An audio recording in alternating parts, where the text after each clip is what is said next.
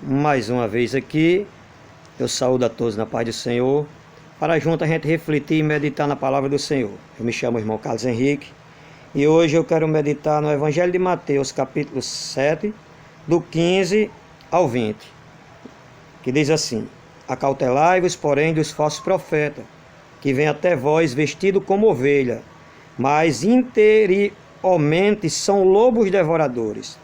Por seus frutos conhecerei. Porventura colhe-se uva dos espinheiros, ou figo dos abrolhos? Assim toda árvore boa produz bons frutos, e toda árvore má produz frutos maus. Não pode a árvore boa dar maus frutos, nem a árvore má dar frutos bons. Toda árvore que não dá bom fruto, corta-se e lança-se no fogo. Portanto, pelos seus frutos os conhecerei.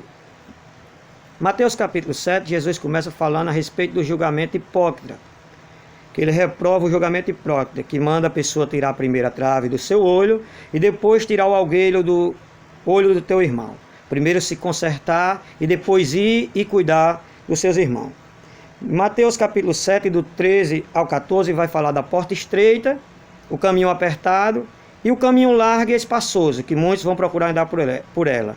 E a porta estreita e o caminho apertado, poucos vão entrar por ela, que é o caminho de renúncia. Quando ele chega no versículo 15, vai dizer: Acautelai-vos, porém, dos falsos profetas, que vêm até vós vestido como ovelha, mas interiormente são lobos devoradores. No interior. O que Jesus quer nos mostrar aqui, o foco principal é os frutos. É os frutos. Porque pelos frutos se conhece o interior. Vestido como ovelha, mas interiormente são lobos devoradores. Vêm como ovelha, mas são lobos devoradores. Jesus, no decorrer da caminhada, já ensinou os seus discípulos, lá em Mateus capítulo 10, versículo 16, que não seria fácil. Eis que eu vos envio como ovelha ao meus de lobos. Seja prudente que nem a serpente e inofensivo que nem as pombas. Vigilante, esteja preparado para a hora que o momento que o lobo o atacar, o possa reconhecer pelos frutos. Não seria fácil. Aqui está dizendo: Acautelai-vos, porém, dos falsos profetas que vêm até vós vestido como ovelha, mas interiormente são lobos devoradores. Pelos seus frutos conhecereis. É pelos frutos que conhecerei. Porventura colhe-se as uvas em espinheiro ou figo dos abrolhos, assim toda árvore boa produz bom fruto e toda árvore má produz frutos maus. Não pode a árvore boa dar maus frutos, nem a árvore má dar frutos bons. Toda árvore que não der bom fruto, corta-se e lança no fogo. Portanto, pelos seus frutos conhecereis. Jesus, lá em João 15, contando a parábola da videira, ele disse: meu pai eu sou a videira verdadeira, meu pai é o agricultor, o lavrador. Toda vara que não estiver em mim, corta e lança no fogo. Mas toda vara que estiver em mim, limpa para que dê mais fruto. Vai dizer que vós já está limpo pela palavra. Pela palavra, porque a palavra ela purifica e ela limpa. Aqui está dizendo que pelos frutos conhecereis.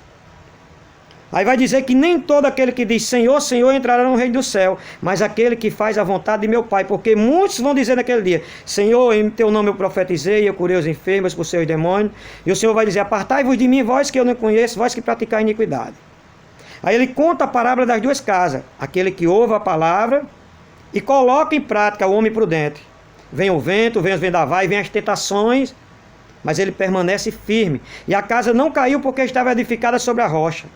Mas do mesmo jeito, aquele homem que não tem uma vida edificada sobre a palavra do Senhor, onde está edificada sobre a areia, vê a mesma dificuldade. E foi grande a sua queda, porque não está firmado na palavra. Quando o Senhor vai dizer, muitos virão naquele dia e dizer: Senhor, em teu nome eu profetizei. Eu curei os enfermos, eu falei línguas estranhas. E o Senhor vai dizer: apartai-vos de mim, vós praticais a iniquidade. O Senhor está dizendo: eu lhe dei um modelo de vida, de viver, e vocês não quiseram. A palavra que purifica. Que já dizia o salmista Davi, no Salmo 119. versículo 9 a 11. Como purificará o jovem o teu caminho? Observando conforme a tua palavra. De todo o meu coração te busquei. Não me deixe desviar dos teus mandamentos. Guardei a tua palavra no meu coração para não pecar contra ti. E essa palavra nós temos que meditar nela todos os dias. Para quando vier a tentação, nós temos que fugir. A falta da vigilância tem derrubado a muitos. Isso não significa que o ser humano não possa cair, não possa pecar, possa sim. Lá em 1 João capítulo 2, versículo 1 vai dizer: filhinho, não pequei, se alguém pecar temos um advogado fiel, Jesus Cristo justo, o qual é apto para perdoar os nossos pecados, não somente os nossos, mas de toda a nação. Mas aqueles que pecam e se arrependem, confessa e deixa. A Bíblia já diz em 1 Coríntios capítulo 10, versículo 12 e 13: aquele que está em pé, olhe para que não caia, porque não veio tentação a não ser humana.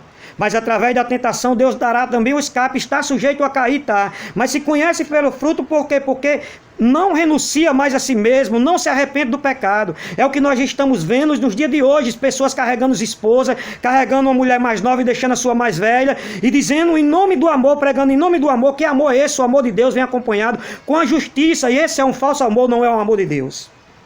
A Bíblia diz lá em Atos dos Apóstolos capítulo 17, versículo 30, que Deus não faz tempo, não faz conta do tempo da nossa ignorância, quando a gente não conhece o conhecimento de Deus.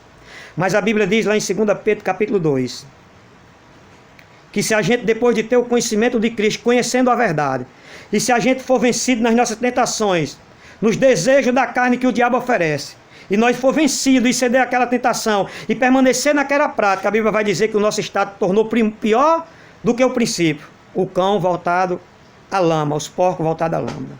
A Bíblia diz lá em Romanos 1 que o Evangelho é o poder de Deus para todo aquele que nele crê, tanto do judeu que nem grego, e eu não me envergonho do Evangelho, que é o poder de Deus que transforma.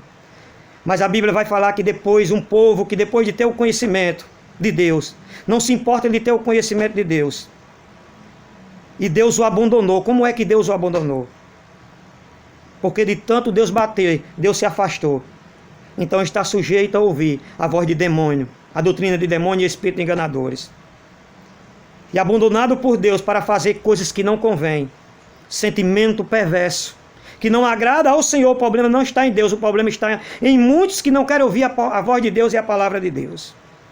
E o apóstolo Paulo disse, lá em Atos dos Apóstolos capítulo 20, versículo 28, que depois da partida dele, lobos devoradores iam surgir no meio do povo de Deus, no meio da congregação, e não ia perdoar o rebanho do Senhor. E a palavra de Deus se cumprindo. E a Bíblia diz aqui em Lucas capítulo 6, versículo 43 a 45, porque não há boa árvore que dá mau fruto, nem árvore, não, porque não há boa árvore que dê mau fruto, nem árvore má que dê bom fruto, porque cada árvore se conhece pelo seu próprio fruto. Pois não se colhe figo de espinheiro, nem se vendia uvas de abrolho. O homem bom do bom tesouro tira do seu coração o bem, e o homem mau do seu tesouro, do seu coração, tira o mal. Porque da abundância do seu coração fala a boca. Porque me chamais Senhor, Senhor, e não faz o que eu digo? Qualquer que venha a mim e ouve as minhas palavras e observa, e eu vos mostrarei a quem é semelhante. É semelhante a um homem que edificou a sua casa e cavou, e abriu bem fundo, e pôs o alicerce sobre a rocha, e vindo a enchente, bateu como impeto, e a corrente naquela casa, e não a pode abalar, porque estava fundada sobre a rocha. Mas o que ouve e não pratica é semelhante a um homem que edificou a sua casa sobre a terra, sobre a areia, e não tem alicerce, a qual bateu com intrépido, e correndo logo caiu, e foi grande a sua ruína. E o que é que nós estamos apoiando? O que é que nós estamos falando? Será que nós estamos falando a verdade e a palavra de Deus do jeito que ela é para ser pregada, ou nós estamos distorcendo a palavra e fazendo que nem os falsos mestres? Mas isso é porque a palavra de Deus tem que se cumprir. E muitos não gostam, porque há o joio, há o trigo, há os filhos de Deus e o filho do maligno.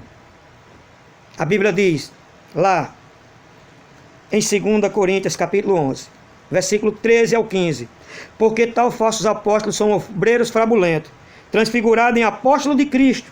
E não é maravilha, porque o próprio Satanás se transfigura em anjo de luz. Não é muitos, pois, que os seus ministros se transfigurem em ministros da justiça, o fim dos quais será conforme as suas obras. E o apóstolo Paulo, em 2 Coríntios capítulo 11, ele começa defendendo a pureza da igreja, mas já os falsos mestres eles não defendem. Ele leva o ser humano à corrupção. A Bíblia diz, não julgueis segundo a aparência, João 7,24, mas segundo a reta justiça. E a Bíblia diz no Evangelho de João, capítulo 12, versículo é o 47.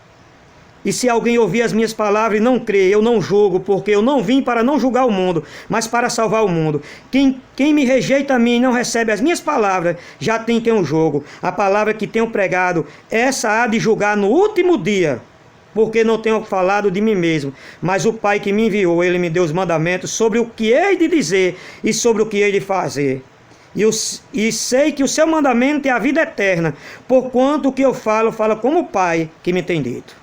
Então esse julgamento aqui vai acontecer na consumação do século. Então reflita e medita. Olhe para os frutos da pessoa, porque os frutos diz o que tem no interior dessa pessoa. Então reflita e medita nesta palavra. Amém e amém. Deus revela, ore, espere, porque aquilo que está oculto, Deus trará à tona.